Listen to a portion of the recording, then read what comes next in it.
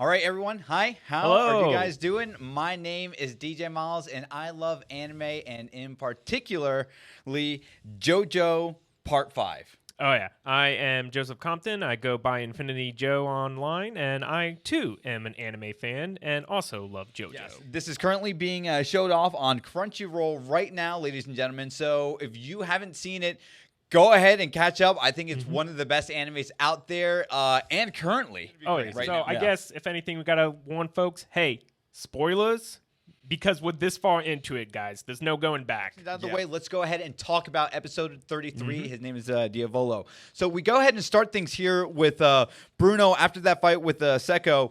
And for me, it really hurts just to see how torn up he is.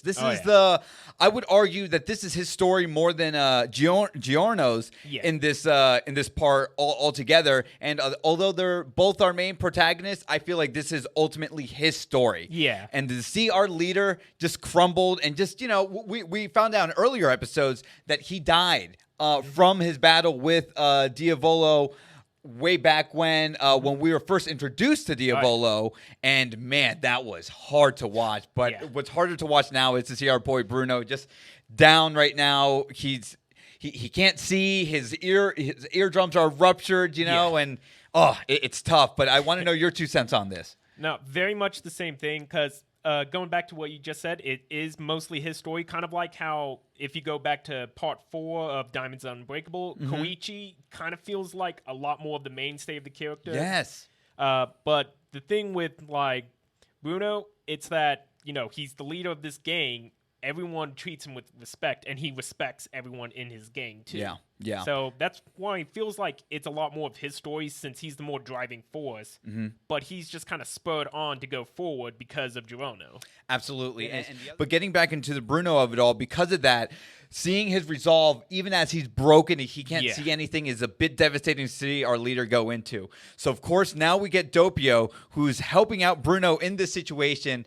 And, man, what I just love about Part 5 and knowing about Doppio and Diavolo just as a whole is a villain with a multi-personality disorder. And just seeing him just change from one personality to another, where you have this kid who's innocent. He doesn't have a lot of courage. You can say he's frail, and it's a complete parallel to what Diavolo is. But, man, I just love the animation and seeing Doppio do the and it just throw things out, just off guard, and just seeing him kind of just freaking out and figuring out, hey, boss, like, why are you calling me right now? I'm supposed to, help out Bruno with the situation, and it's freaking me out. Stop calling me. And just tell me how you feel about that scene altogether. I mean, it's one of those matters, like, watching him, like, how it's that whole Hitchcock trick of the audience knows more than the characters. Yes. And so it is a lot of that whole, like, okay, we know, like, Bruno is right next to the person he's planning to kill at some point. But he doesn't realize it on any grounds, either because he can't see and he can't sense it around him either. Yeah. And Doppio. I keep calling him Diplo. I don't know why. No, it's okay. Doppio. He himself is like, he has like some kind of passion. Like, he respects the quote unquote boss that's in his head. And then he's like, all right, well, I need to take care of this. But simultaneously, his boss is like, no. Wait. He's doing something. He's like, but I can kill him right now, boss. Yeah. It's like, no. Got to see what he's going for. He doesn't know. He's blind. He's stupid. Just wait, and then we can kill the others. Yeah. And then from there, we of course see him finally take him across, the street, and then we see Jean-Pierre Polnareff come back, and he was actually introduced heavily in the previous episode, episode 32, and we ended up finding out more about his backstory, and then kind of just giving everyone more exposition, and then this is now, where if you've been following JoJo from the beginning, you know what these arrows mean and what they can do, and we end up finding out from Diavolo's past how, he went to Egypt, and then he ended up meeting in Yaba. Yeah, there we go. Yeah. So we see how he ends up meeting up with her. He ends up selling a lump sum to her. That's how he pretty much starts his whole Italian organization from the bottom up, but he does it very quickly.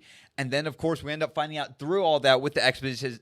Through the exposition, that Polnareff, he was checking out, Egypt, while Jotaro was going in Asia and America, I think they said. Yeah, I believe that's what it was. Yeah, so it was Egypt and Africa mostly is where Polnareff was. Yeah, and that's where he was. And it's really cool because, again, we know Jotaro was in Asia during part 4, discovering everything. Josuke's adventures and all that stuff, and just kind of seeing the world building upon that. It's so crazy looking at Stardust Crusaders back in season 3 when they were just super jacked. Oh yeah. 80s, roided out, alpha male figures, and then seeing this animation looks so amazing. And I don't know about you, but I would love to rewatch Stardust Crusaders with that animation. Oh yeah. Well, it's the whole matter that the people working on this do have a love for the manga, and so they are keeping with it the same art style with each season, because that's the thing. Araki himself, he went from making giant muscular dudes. I believe in an interview he once said that he based Jonathan off of a combination of Kinshiro from Fist of the North Star. Mm-hmm. And then also he wanted people like American Hollywood actors like Arnold Schwarzenegger or Jean-Claude Van Damme or something like that. Yeah. And that's why all of his characters who were, quote, 16-year-old boys, and yet they are built like linebackers who look like they're in their 30s. Yeah. So it was cool to see all that from Polnareff's point of view. And then, of course, we just see this really cool throwback again. And I just got to show this picture off here. This interesting parallel from when Polnareff met Dio back in season 3, where Dio...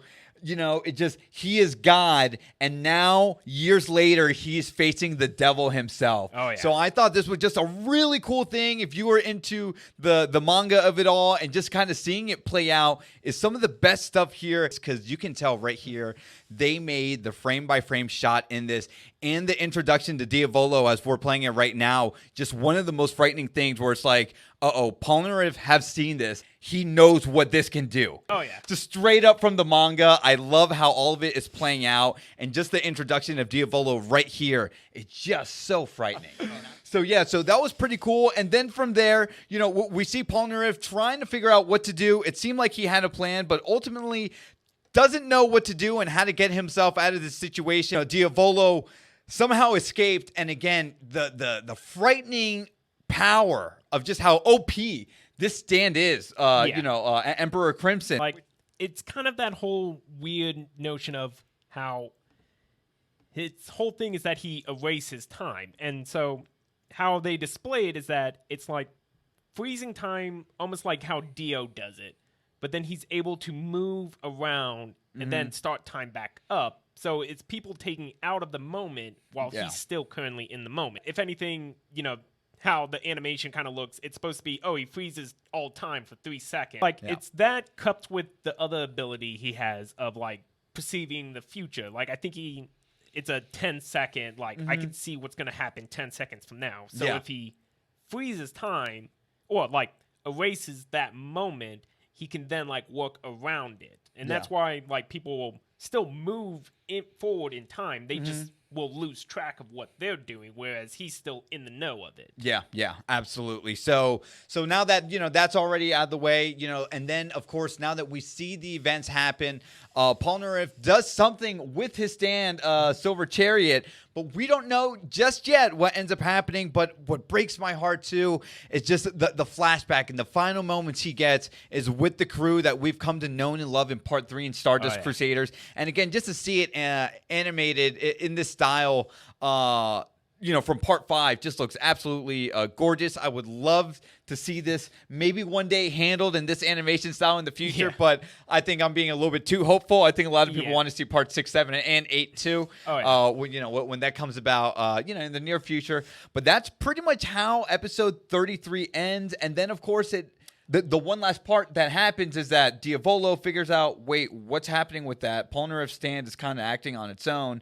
And then we just kind of see people pass out. And that's how the episode ends. I want to know what all of you guys have to think about episode 33 of JoJo. Again, we are wrapping things up and slowly getting to the crazy climactic battle of it all. Let me know, was there something that you agreed with us? Was there something that you disagreed with us? Again, my name is DJ Miles. I am Joseph Compton, a.k.a. Infinity Joe Online. All right. And until next time, see ya.